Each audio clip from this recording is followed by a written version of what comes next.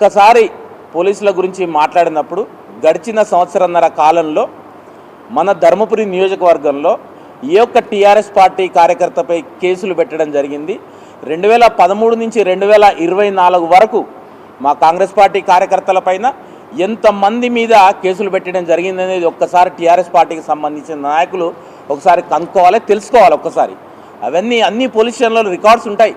పోలీసుల ద్వారా కాంగ్రెస్ పార్టీ వాళ్ళు ఏం చేస్తున్నారు అనేది వాస్తవంగా 2009 నుంచి 2023 వరకు నియోజకవర్గంలో అతి దగ్గరగా లక్ష్మణ్ కుమార్ అన్న గారిని చూసిన వ్యక్తిగా ఏ రోజు కూడా ఏ ఒక్క కార్యకర్తను పలాని వాళ్ళ మీద కేసులు పెట్టాలి, పలాని వాళ్ళని చేయని ఈ రోజు వరకు కూడా ఎప్పుడు చెప్పలే. అధికారంలోకి వచ్చి దాదాపు 18 మాసాలు అవుతున్నది. ఈ రోజు వరకు కూడా ఎప్పుడు అలాంటి సందర్భం కానీ అలాంటిది ఏ కార్యకర్తను ప్రోత్సహించలే.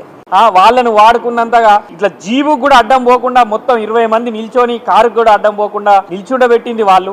అట్లాంటి మాటలు మానుకోవాలని, అలాగే కొందరు నాయకులు ఏదో ఇట్లా మంది కనిపించగానే మంత్రి గారిని పట్టుకొని లక్ష్మణ్ కుమార్ జాగ్రత్త ఖబర్దార్ అని కూడా మాట్లాడిరట నిన్న. అట్లాంటి వాళ్ళు కూడా కొంచెం భాషను మనసును దగ్గర పెట్టుకొని ఒళ్ళును దగ్గర పెట్టుకొని మాట్లాడవలసిందిగా నియోజకవర్గ కాంగ్రెస్ పార్టీ తరఫున విజ్ఞప్తి చేస్తూ ఇవాళ మేము కొప్లీశ్వర్ గారిని సూటిగా ఒకటే ప్రశ్నిస్తూ ఉన్నాం. మీరు సంక్షేమ శాఖ మంత్రిగా వ్యవహరించినారు ఇదే నియోజకవర్గం నుంచి ప్రాతినిధ్యం వహించి.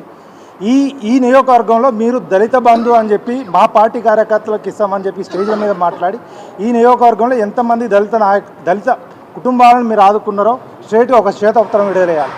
అలాగే మీరు నిన్న పోలీసులు బల్లల కింద చేతులు పెట్టి అన్నారు. మీ అంతగా పోలీస్ వ్యవస్థను వాడుకున్నారు అసలు దేశంలో ఎవరు లేరు.